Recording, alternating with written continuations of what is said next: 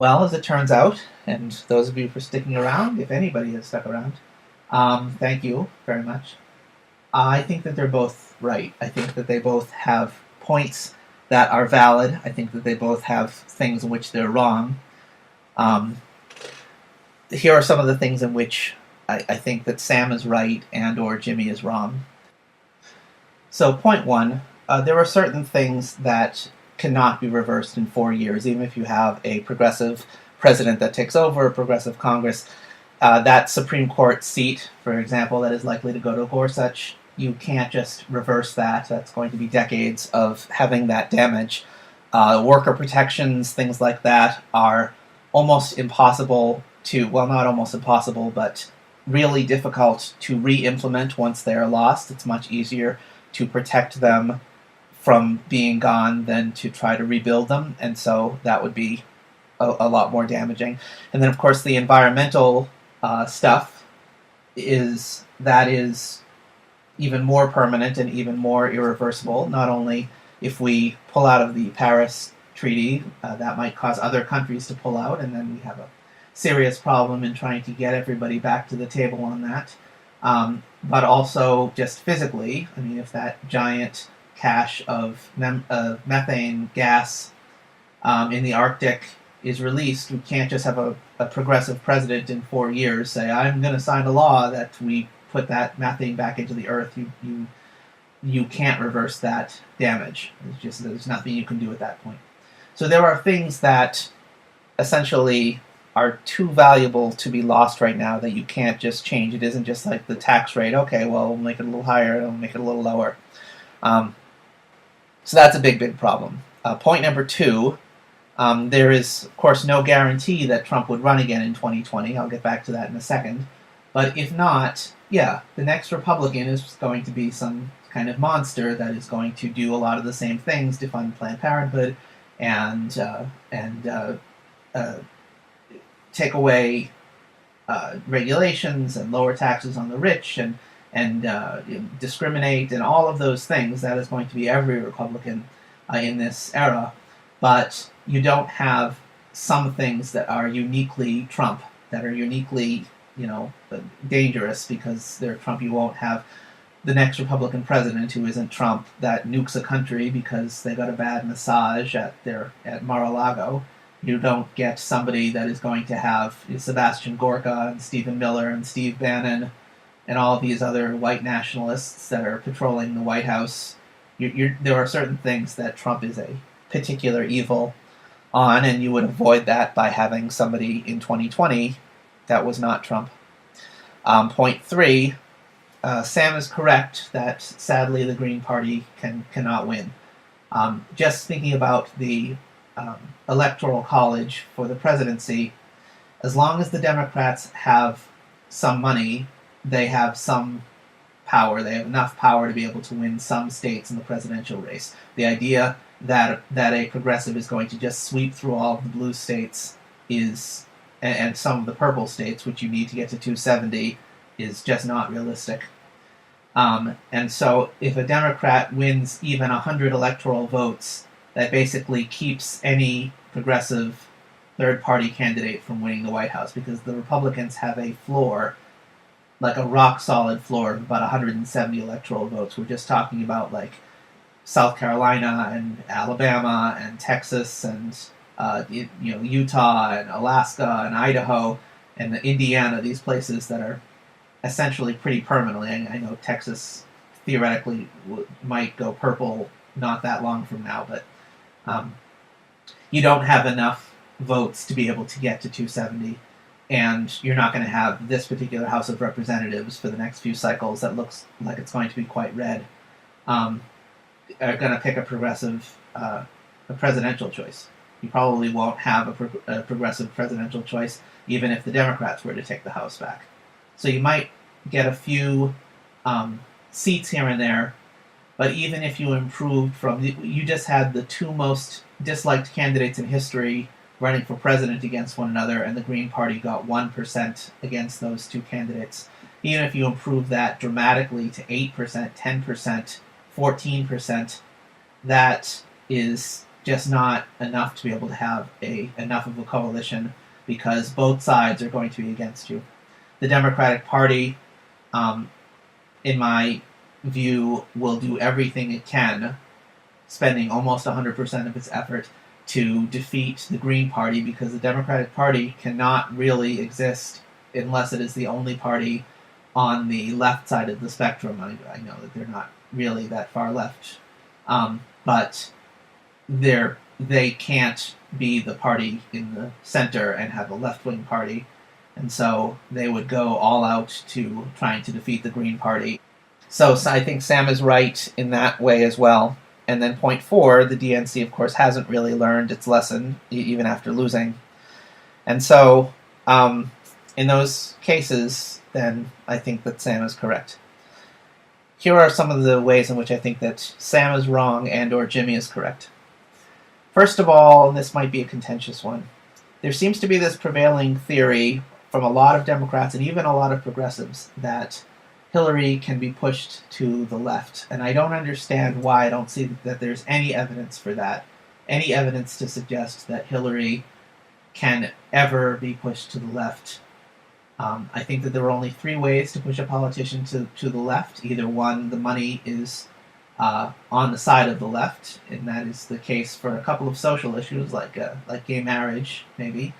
It is not going to be the case for almost any other issue. Or the politician kind of already wanted to move to the left and just needed political cover, and that is really not the case for Hillary Clinton almost ever. Like, even she doesn't even identify as someone who's on the left on most issues. Or the third thing is if a politician thinks that they're going to lose their seat if they don't move to the left. And by definition, Hillary would be the president. She would just have gotten elected. And so she's probably thinking, well, I mean, I don't really need anything more from the left. We just need them. I already have their votes. And I'll, 2020 will come around. All right, I'll think of something. I'll move a little bit for a few months to make sure I secure that base. But otherwise, I don't really have any impetus to listen to the left. I think it's important to note that I don't think that Barack Obama did almost anything for the progressive left while he was in office. I frankly don't. I was disappointed in almost every level of his policies, other than a few social issues again.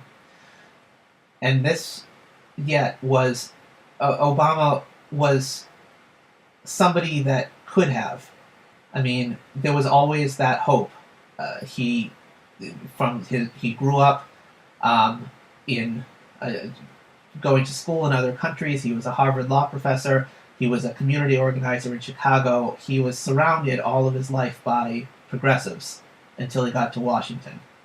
Hillary really has not been. You talk about the board of Walmart. You talk about having spent time in Arkansas, having spent a lot of time in Washington. She doesn't have that experience. In addition to that, Obama won the presidency in 2008 largely on the support of the left half of the Democratic Party. It was a close primary between he and Hillary. He won the support of the left.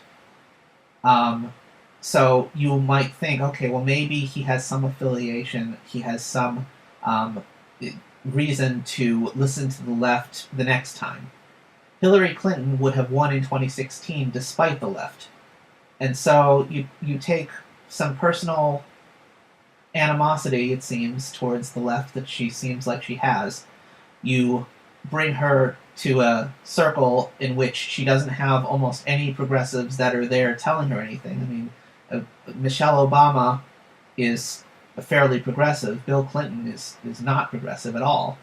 And then you have really no incentive for her to move and lots of financial incentive for her to stay where she is on the center-right.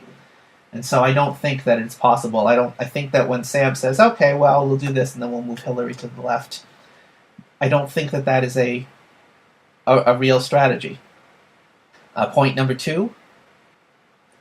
So, I mean, it's true that it may not have been Trump in 2020, but I can make a fairly strong case that it probably would have been anyway. Once a person like Trump gets that kind of bug in which basically you get to go on a year-long tour of the country where only people that support you give you constant standing ovations and adulation, and they love everything that you're doing, and then you get incredible amounts of media coverage, and you get all of this buzz in terms of all of this power that you have over policy. You get to bully around people, and then the pot of gold of getting to the White House, as we can see now, is basically getting to make deals with other countries in which you have inside information because you control public policy and you're able to leverage that for your own financial gain. My God, it's so incredibly illegal. But if that was the plan, then I don't see where somebody like Trump would have not wanted to do that. And he just beat 16 Republicans in the 2016 race. And so if he wanted to jump back in, I don't see why he wouldn't have been able to do so. And I would think that he would have wanted to jump back in, because that's a megalomaniac's dream, is to run for essentially unlimited power, which is what it seems like he has now. Point 3, for Jimmy, of course, the base is energized, and there is some dissension among the right if you've looked at the town halls. The establishment Democrats have not yet caught on, but if they are infiltrated by the Justice Democrats, which I hope is I hope will happen, then it is possible that Jimmy could be proven almost completely correct about all of this, and so the jury is still out on that, but we'll see. So my hope for a resolution on this is that, of course, the best case scenario is that somehow, I don't exactly know how, the Democrats nominate a progressive in 2020. I think that would bring Sam and Jimmy back to the same side on this argument, and I don't know, maybe they would still continue their feud, but it's not that relevant if they're both working on the same side. That's what I hope will happen. I think that Jimmy needs to embrace the Justice Democrats, because a third party, I think, is the wrong way to go. I think Sam needs to more embrace the fact that you can't just fight against Trump. You have to give voters something to vote for, a platform to vote for, and I know that he knows that. But I think that's all that Jimmy is trying to do. I sort of relay this to an analogy of like you're trying to fight off monsters with a Nerf bat that is slowly corroding, and so you might be able to fight off a few monsters with that bat, but the monsters are going to keep coming, and the bat is going to keep getting weaker, and until you are not able to win any longer. The correct strategy is not to hold out as long as possible. The correct strategy is to get a better bat. I think a better bat is a stronger DNC, and a DNC, a Democratic Party that re-embraces its populist, progressive roots, and thus is not in the situation in which we have to choose between Hillary Clinton and Donald Trump, but we actually have something to vote for. So we're scoring this one as a split decision for Jimmy Dore. So here we go. A split decision for Jimmy Dore. Wasn't that nice? All right. Thank you all very much for listening.